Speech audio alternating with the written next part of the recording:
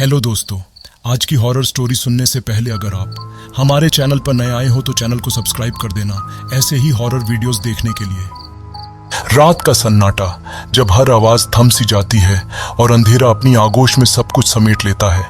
इस वीरान महल के दरवाजे पर आज भी किसी अनजानी ताकत का पहरा है। कहते हैं जिसने भी उस दरवाजे को पार किया वो कभी लौट कर नहीं आया। लेकिन ये सब सिर्फ कहानियां नहीं है। इस महल की दीवारों के भीतर छुपा है एक ऐसा खौफनाक सच जिसे जानने की हिम्मत अब तक कोई नहीं कर पाया। क्या आप इस महल की दहलीज पर कदम रखने की हिम्मत रखते हैं? क्योंकि यहां से वापसी का रास्ता शायद किसी ने नहीं देखा। विक्रम, राहुल और श्वेता 3 घनिष्ठ मित्र थे जिन्हें रहस्यमयी और खतरनाक स्थानों की खोज का शौक था। उनके पिछले कई रोमांचक अभियानों के बाद उन्हें खूनी दरवाजा नामक एक कुख्यात स्थान के बारे में पता चला। यह दरवाजा एक प्राचीन महल में स्थित था जो कभी शक्तिशाली राजाओं का भव्य निवास हुआ करता था।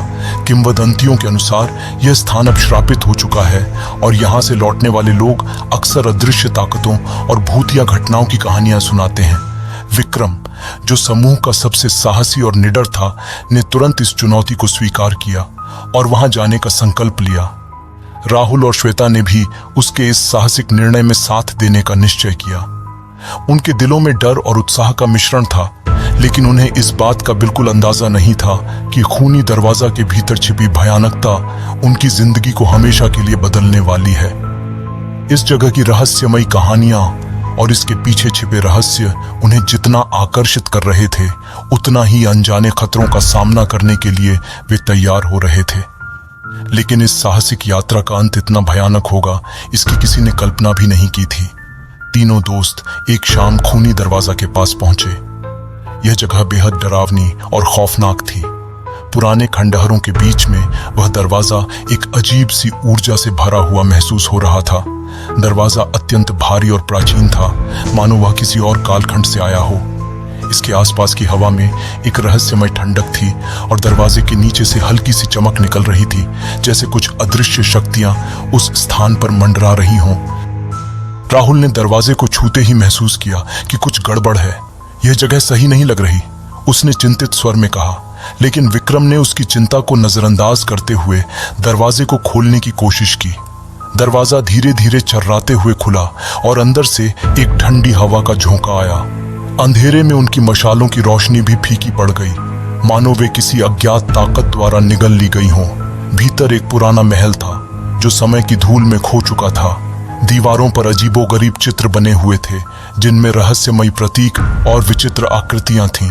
फर्श पर धूल भरी किताबें और टूटे फूटे सामान बेतरतीबी से पड़े हुए थे।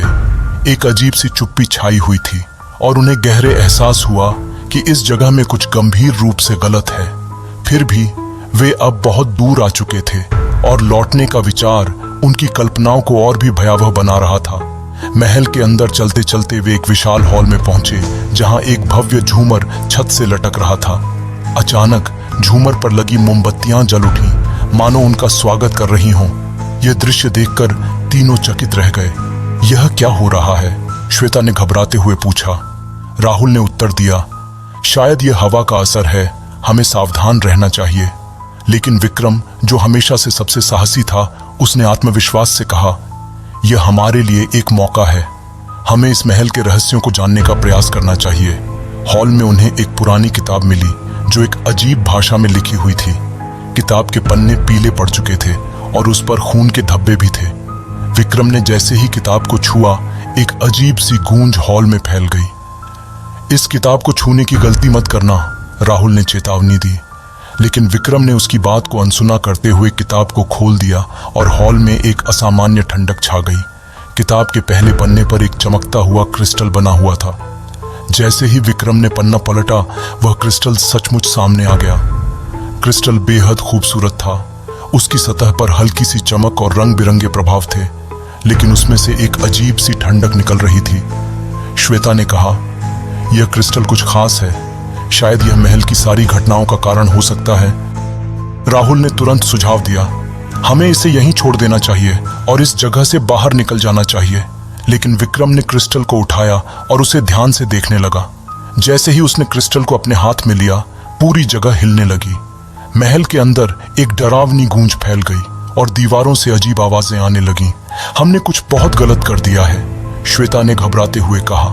तीनों दोस्त समझ गए कि उन्होंने बड़ी गलती कर दी है, लेकिन अब क्रिस्टल उनके हाथ में था और उसे वापस रखना संभव नहीं था।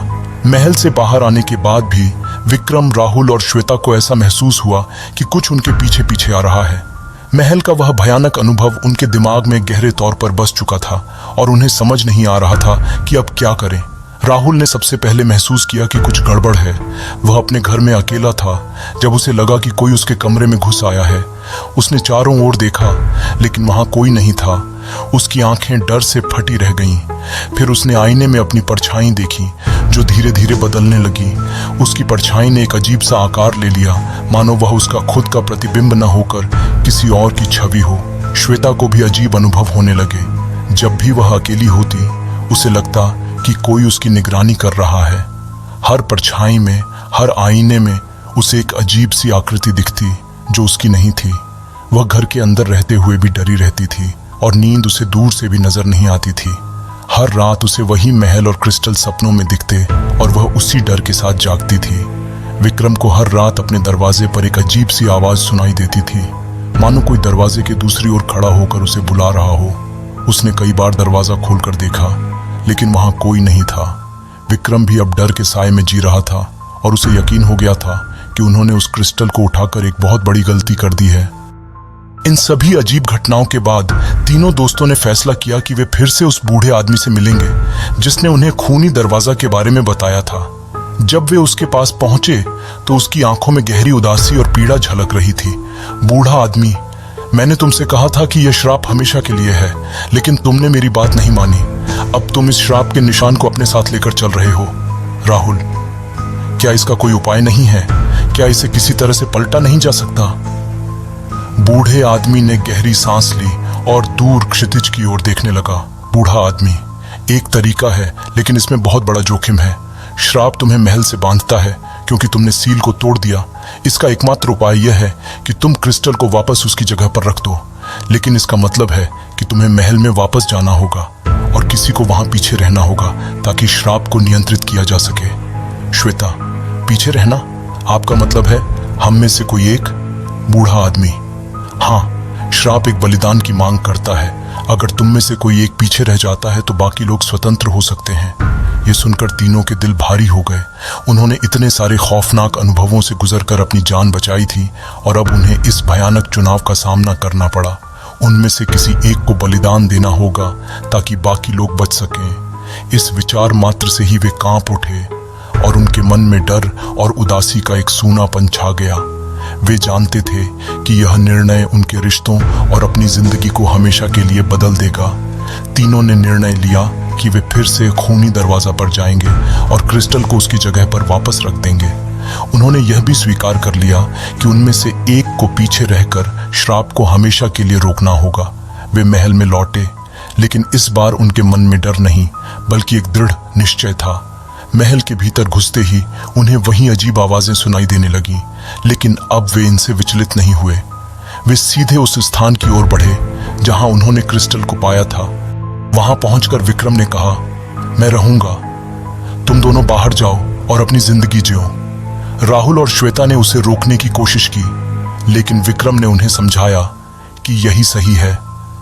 मैं हमेशा से तुम दोनों का नेतृत्व करता रहा हूं और अब यही मेरा कर्तव्य है। विक्रम की आंखों में दृढ़ता और समर्पण था और उसके शब्दों ने राहुल और श्वेता को उसकी बात मानने के लिए मजबूर कर दिया। आखिरकार राहुल और श्वेता भारी दिल से विक्रम की बात मान गए। विक्रम ने क्रिस्टल को उसी स्थान पर रखा जहां से उन्होंने उसे उठाया था। जैसे ही उसने क्रिस्टल को वहां स्थापित किया, महल में अजीब सी हलचल शुरू हो गई। दीवारें कांपने लगीं और चारों ओर से एक भयानक आवाजें गूंजने लगीं, मानो महल ने इस बलिदान को स्वीकार कर लिया हो। राहुल और श्वेता महल से बाहर निकलने लगे, लेकिन हर कदम के साथ उनके दिल में विक्रम को खोने का दर्द गहराता जा रहा था। विक्रम ने उन्हें जाने का इशारा किया और खुद उस हॉल में खड़ा रहा जहां क्रिस्टल रखा गया था। जैसे ही वे बाहर निकले, दरवाजा धीरे धीरे बंद होने लगा और विक्रम की आकृति अंधेरे में खो गई।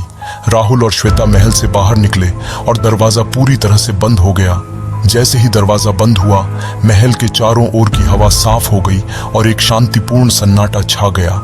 वह भयानक महल अब शांत था, मानो विक्रम के बलिदान ने श्राप को समाप्त कर दिया हो। दोनों दोस्तों ने भारी मन से विक्रम को अलविदा कहा। वे जानते थे कि विक्रम ने जो किया वह उनकी सुरक्षा के लिए था। उन्होंने अपने दोस्त को खो दिया था, लेकिन उसकी यादें और उसका साहस हमेशा उनके साथ रहेंगे। विक्रम की वीरता और बलिदान की कहानी उनके दिलों में अमर रहेगी। विक्रम के बलिदान के बाद राहुल और श्वेता ने अपनी जिंदगी को नए सिरे से शुरू किया।